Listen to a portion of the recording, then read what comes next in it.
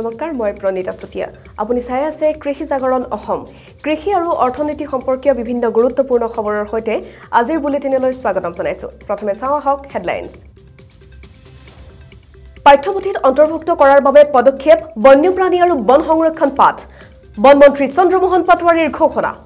নগাঁও জিলাৰ সামগুৰিত মৰাপাট খেতিয়কৰ দুৰৱস্থা নাই খেতিৰ উচিত মূল্য নাই চৰকাৰৰ ঋণ গজৰাজৰ পথ অৱৰোধ যেন খাদ্যৰ অভাৱৰ প্ৰতিবাদ এয়া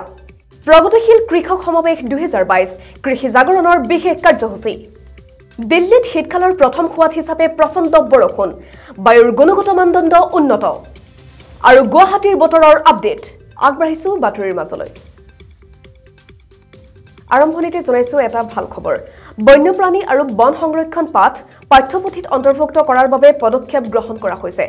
অসমৰ বন বিভাগে শনিবাৰে গুৱাহাটীৰ নেটভি প্ৰেক্ষাগৃহত আয়োজন কৰা 68 সংখ্যক বন্যপ্ৰাণী সপ্তাহৰ ৰাজ্যিক পৰ্যায়ৰ অনুষ্ঠানত ৰাজ্য চৰকাৰৰ পৰিৱেশ আৰু বন বিভাগৰ মন্ত্ৰী চন্দ্ৰমোহন পাটোৱাৰীয়ে উল্লেখ কৰে এই কথা তেওঁ কয় যে অসম সদায় প্ৰচুৰ বন্যপ্ৰাণী অৰণ্য আৰু জৈৱ বৈচিত্ৰ্যৰে আশীৰ্বাদ প্ৰাপ্ত হৈ আহিছে কিন্তু আধুনিক সময়বোৰে আমাৰ সেউজীয়া আৰু বন্যপ্ৰাণী কাৰ্যকৰীভাৱে সুৰক্ষিত কৰিবলৈ এক প্ৰত্যাহ্বানৰ সৃষ্টি কৰিছে তাৰ বাবে বন বিভাগে মানুহৰ বাসস্থানৰ বাবে আমি হেৰুওৱা এলেকাবোৰ পুনৰ নিৰ্মাণ কৰিবলৈ অনুশাসন আৰু উচ্চ কৰ্মনীতি গঢ়ি তুলিব লাগিব যাতে মানুহ জন্তুৰ সংখ্যাত হ্ৰাস কৰিব পৰা যায়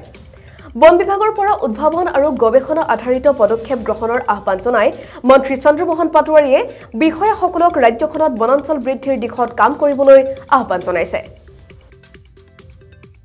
আগবাঢ়িছো পৰৱৰ্তী খবৰলৈ নগাঁও জিলাৰ সামগুৰিৰ বিভিন্ন ঠাইত মৰাপাট খেতি কৰা খেতিয়কসকলৰ এতিয়া দুৰৱস্থা তেওঁলোকে কৰা খেতিৰ উচিত মূল্য পাবলৈ সক্ষম হোৱা নাই আনকি চৰকাৰৰ পৰা ঋণ পাবলৈও সক্ষম নহয় খেতিয়কসকল সামগুৰিৰ চকিটোপৰ এজন মৰাপাট খেতিয়কৰ পৰা জানিব পৰা মতে বজাৰত যি মূল্যত এই মৰাপাট খেতি বিক্ৰী কৰিব লাগে সেই উচিত মূল্যটো বিক্ৰী কৰিব পৰা নাযায় উল্লেখযোগ্য যে এক মোন মৰাপাটৰ বিক্ৰী মূল্য প্ৰায় 3000 টকা হয় কিন্তু উচিত মূল্য নোপোৱাৰ খাতিৰত 2000 টকাতে বিক্ৰী কৰিবলগীয়া হৈছে মৰাপাট খেতি মন কৰিবলগীয়া বিষয়টো হ'ল যে তেওঁলোকে এই ব্যৱসায়টোৰ লগত প্ৰায় 15 বছৰ ধৰি জড়িত হৈ আছে চৰকাৰৰ পৰা ঋণো পোৱা নাই আৰু এইসকল খেতিয়কে এতিয়া উচিত মূল্য নাপায় যথেষ্ট দুৰ্ভোগ ভুগিবলগীয়া হৈছে মোৰ নাম বিজয় ঘোষ গাঁওখন চকিটোপ গাঁও আমাৰ এই চৰকাৰৰ পৰা এই খেতি আমি কৰিছোঁ চৰকাৰৰ পৰা কোনো লোনো পোৱা নাই বা চৰকাৰে কোনো সহায় কৰা নাই আমাৰ নিজাবগীয়া কৰিছোঁ সেইখিনি আমিতো এতিয়া উচিত মূল্যটো পোৱা নাই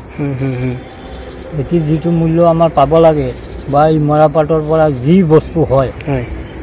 মূল্যৱান বস্তু বনায় কিন্তু আমি মূল্যটো পোৱা নাই অন্য এক খবৰ গজৰাজৰ পথ অৱৰোধ যেন খাদ্যৰ অভাৱৰ প্ৰতিবাদ এয়া ৰঙিয়া ভূটান আন্তঃৰাষ্ট্ৰীয় ঘাইপথ অৱৰোধ হাতীৰ এটা বৃহৎ জাকৰ তামুলপুৰ জিলাৰ ভাৰত ভূটান সীমান্তৰ কুমাৰিকাটা ৰেঞ্জৰ বগাজুৰি সংৰক্ষিত বনাঞ্চলত আশ্ৰয় লৈ থকা বনৰীয়া হাতীৰ জাকে মুক্ত বিচৰণ কৰিছে অঞ্চলটোত খাদ্যৰ সন্ধানত পাহাৰৰ পৰা নামি আহি বগাজুলিত হাতীৰ জাকটোৱে মুকলি ঠাই বিচাৰি আহি বগাজুলি বনাঞ্চলত প্ৰায়ে আশ্ৰয় গ্ৰহণ কৰে বনাঞ্চল ধ্বংসই মূল কাৰণ জনাঞ্চলত বন্যপ্ৰাণীৰ মুক্ত বিচৰণ এই কথা নুই কৰিব নোৱাৰি নিখা বনাঞ্চলৰ পৰা ওলাই আহি এইদৰে ৰঙিয়া ভূটান আন্তঃৰাষ্ট্ৰীয় ঘাইপথ অতিক্ৰম কৰি জনাঞ্চলত প্ৰৱেশ কৰে হাতীৰ জাকটোৱে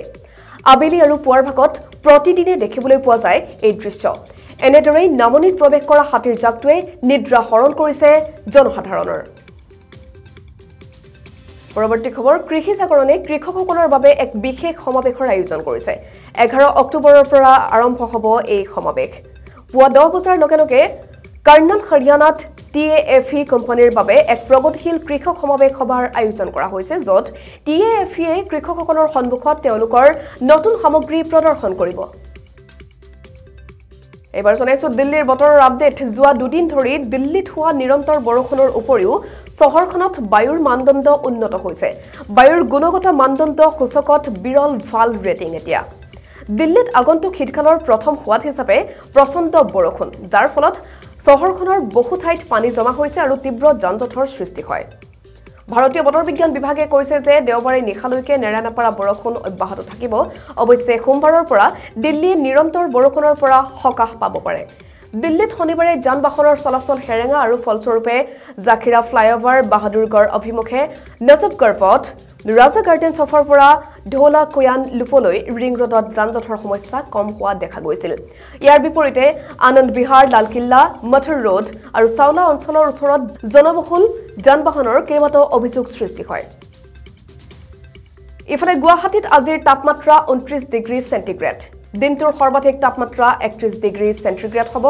আনহাতে নিম্নতম তাপমাত্ৰা 24 ডিগ্ৰী সেন্টিগ্ৰেড বতৰ বিজ্ঞান কেন্দ্ৰৰ মতে নিখাৰ ভাগলৈ পাতলীয়া বৰষুণ হ'ব আৰু আগন্তুক 4 দিনলৈ বৰষুণ থাকিব